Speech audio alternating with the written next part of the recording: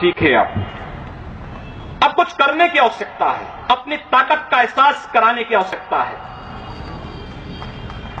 कौन मौलाना हैदराबाद से बोलता है, कौन कहां से बोलता है, इसलिए बहुत चिंता मत करिए, क्योंकि बकरे की अम्मा कब तक खैर मनाएगी आप देखते रहिए। बस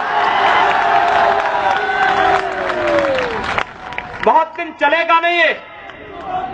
उन सबको मालूम है कि आने वाला समय और आने वाला दिशा क्या होने जा रही है। यह हिंदुत्व की सदी है और हिंदुत्व की सदी केवल भारत की नहीं दुनिया की सदी होगी। पूरी दुनिया के अंदर हिंदुत्व का झंडा एक बार पुनः मजबूती के साथ भगवा झंडा दुनिया के अंदर कोने कोने में लहराएगा। उसके अनुसार एक बार पुरुषार्थ किए जाने की आवश्यकता है। हिंदू कभी निराशावादी नहीं हो सकता है, कभी नहीं। दुनिया के अंदर तमाम संस्कृतियां मिट गई, तमाम परंपराएं मिट गई, सब कुछ नष्ट हो गया, कोई पूछने वाला नहीं, इतिहास में नाम शेष हो गए। लेकिन इतनी विपत्तियों के बावजूद, हजारों हमलों को झेलने के बावजूद, तमाम षड्यंत्रों के बावजूद, अंदर और बाहर दोनों से हमलों को जूझते हुए भी अगर सनातन हिंदू धर्म मजबूती के साथ खड़ा है तो वह किसी के बल पर नहीं, इस जनता की ताकत के बल पर है। और जब तक ये आस्था सनातन हिंदू धर्म के प्रति आप सबकी बनी रहेगी, भारत माता के प्रति आपकी बनी रहेगी, दुनिया की कोई ताकत आपका बाल बांका नहीं कर पाएगा। हमें किसी ओबामा से सर्टिफिकेट की आवश्यकता नहीं। हिंदुत्व पर जो प्रहार करेगा उसको महाप्रलय को स्वयं आमंत्रित कर देगा, उस महाप्रलय की चपेट में स्वयं भी आएगा। इस बारे में किसी को कोई गलतफहमी नहीं होनी चाहिए। और इसलिए बंधुओं, आप सबका मैं आह्वान करूंगा।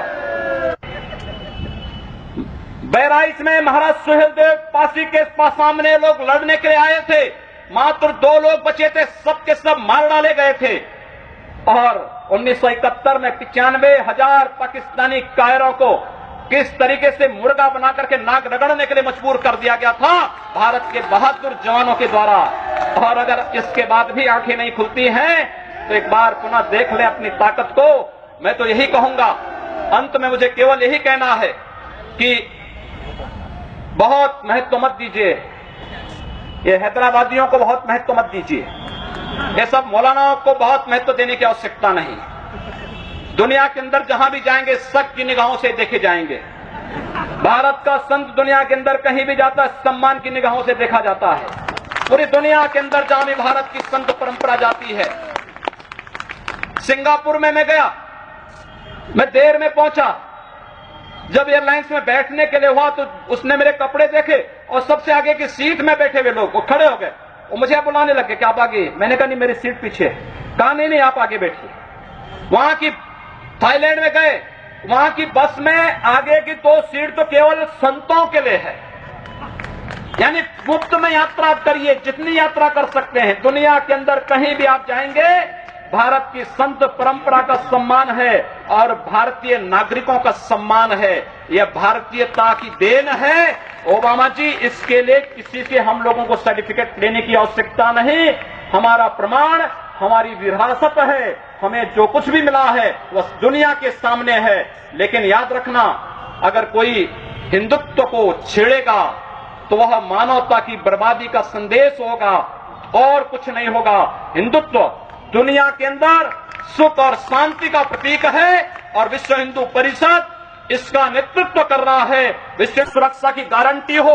मैं कहता हूं भारत के मौलानाओं से और भारत के पादरियों से भी, आज ISIS नाम का एक आतंकी संगठन इराक और सीरिया के अंदर जिस निर्ममता के साथ मानवता को कुचल रहा है, वहां पर यजीदी समुदाय के साथ साथ तमाम अल्पसंख्यक समुदायों को बड़ी निर्ममता के साथ काटा जा रहा है। और यही नहीं, शिया मुसलमानों को भी मारा जा रहा है, उसी बर्बरता के साथ काटा जा रहा है। भारत के सब मौलाना मुंह बंद किए हुए हैं, क्योंकि इनको लगता है कि अगर ISIS के खिलाफ बोलेंगे तो वह एक प्रकार से इस्लाम के खिलाफ वक्तव्य होगा। क्या इस्लाम का स्वरूप या बर्बर स्वरूप है इस्लाम का? हम आखिर साबित क्या करना चाहते हैं? जब पाकिस्तान के अंदर वहां पर धर्मांतरण की गतिविधियों में लिप्त पादरियों की निर्मम हत्या होती है तो ओबामा कुछ नहीं बोलते, तब ब्रिटेन कुछ नहीं बोलता, तब ऑस्ट्रेलिया कुछ नहीं बोलता, तब दुनिया के अंदर वेटिकन सिटी से कोई आवाज नहीं निकलती है। मैं एक दिन पढ़ रहा था मक्का के बारे में, सऊदी अरब के इस पवित्र शहर के बारे में। कहा जाता है कि मक्का में कोई गैर इस्लामिक नहीं जा सकता, कोई गैर मुसलमान वहां नहीं जा सकता। वेटिकन सिटी के बारे में पढ़ रहा था, वहां गैर ईसाई नहीं जा सकता। लेकिन काशी हिंदुओं की सांस्कृतिक राजधानी है, धार्मिक नगरी है, काशी के अंदर सब लोग आ सकते हैं। अब उदार कौन है?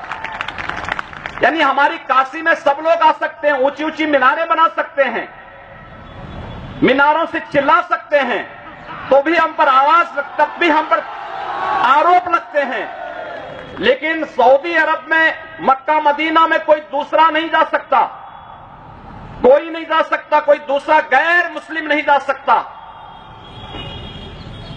वेटिकन सिटी में कोई गैर ईसाई नहीं जा सकता, लेकिन उन पर कोई आरोप नहीं लगता है, आरोप हम पर लगता है।